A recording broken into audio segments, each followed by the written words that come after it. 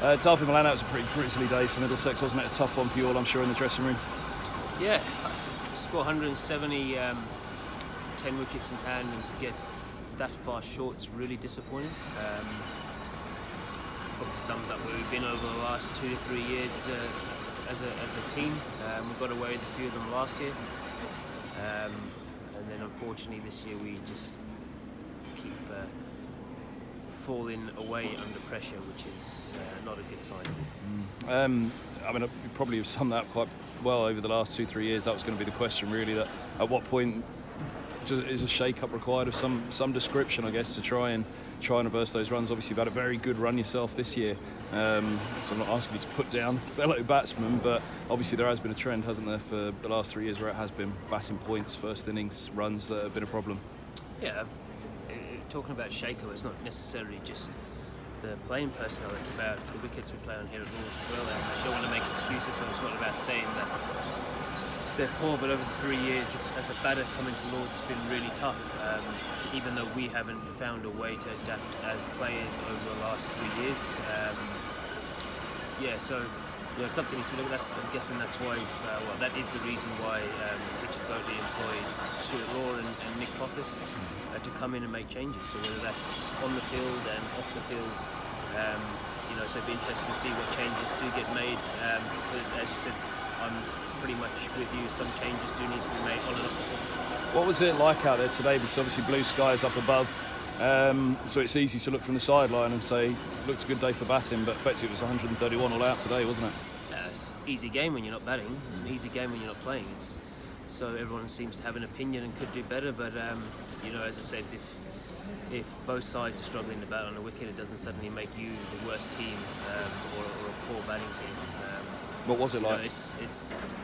Look, it wasn't a wicket that we shouldn't have got 170 on. We should have got 170 on the wicket, so the wicket wasn't any way or sense bad enough that we shouldn't have got 170 on it. So make that pretty clear now. So even though the scores were low, batting on day 3 of a game with 10 wickets in hand, to not get 170, whatever the wicket was, is poor. So just to clarify that. It was a really slow wicket that nibbled. So scoring was extremely tough. You couldn't really get off strike, which allowed bowlers to bowl a lot of balls at you from one end, which we all know, if you're not getting off strike, it gives the bowlers more chance to get one good ball with a name on, especially when it was doing a little bit. But as I said, we talk about the wicket all we want, and we can look for different things. We've been poor as a unit over 2 or 3 years as a batting unit. We've relied on 1 or 2 players, which is, when you've lost guys like Franklin and Compton and Voges and overseas from 2016, the other guys that are taking their places need to step up. So ultimately it's a little bit down to experience, a little bit down to the way we've been playing. Confidence, batting's all about confidence, and we've struggled as a unit, as we said, over the last 2 or 3 years, and then to go into a game and when it's doing a little bit, to then suddenly have the confidence to change a game is tough as well, and that's the challenge that we have. It's something we've just spoken about now, is about having the presence at the crease. It's about actually trying to go out there and thinking about scoring runs instead of thinking about surviving.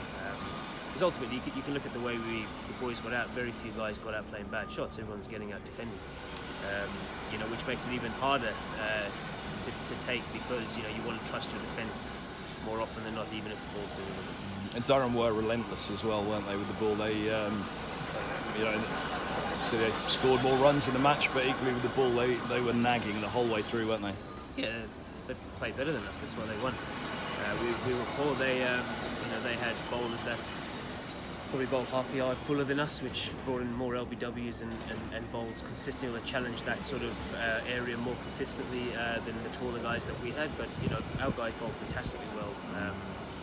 After coming and bowling 15 overs in that first innings, so then the way we batted in the first innings, to only give them a short period of time to come back and having to bowl another 15 to 20, that's really tough to bowl 30 overs in 2 days. So we probably didn't help them as a batting unit, but the Durham boys play a better game than us. They bowled the bowlers are probably a little bit better suited for this type of work, but we as the batters didn't bat well enough to even think about. It's not a batters v bowlers. It's as a team we just weren't good enough. You've had a long meeting in there. as you said, this has been a problem for 2 or 3 years. There's no short-term fix to it anymore, really, is there? So I guess it's difficult to say, right, we'll make changes for Lancashire. We'll look to next season, because obviously what that does do now is end any promotion hopes. Yeah, look, we had a good chat in the change room there. It's just about trying to be honest with ourselves. The boys work their absolute socks off. Nick Poffis has already moaned about how sore his arm is. The boys hit a hell of a lot of balls, so it's definitely not for lack of trying. We as this squad that we currently have, we have to find a way. And you can't expect to win or get promoted when you've got 4 guys in your top 7 average under 25, and 2 or 3 of them averaging under 20.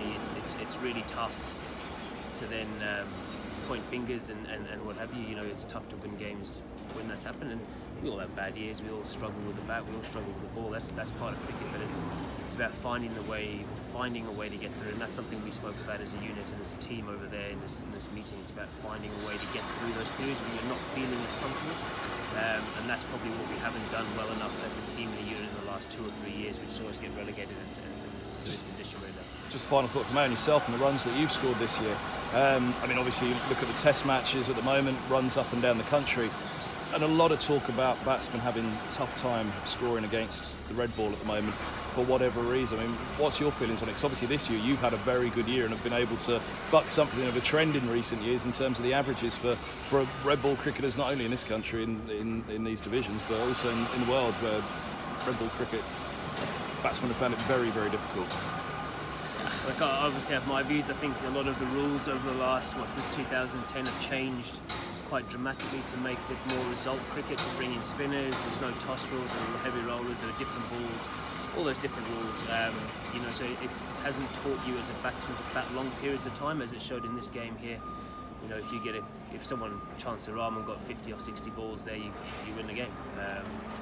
So it's not teaching you to be able to construct an innings and to be able to score 100 off 190, 200 balls, because the wickets just haven't allowed it over the last 2 or 3 years in county cricket. And you look at the guys coming through Surrey, they consistently played a good wicket at the Oval, and we've had 4 or 5 guys picked for England to bat in the top 7 in the last 18 months, because that's the best place to bat, one of the best places to bat.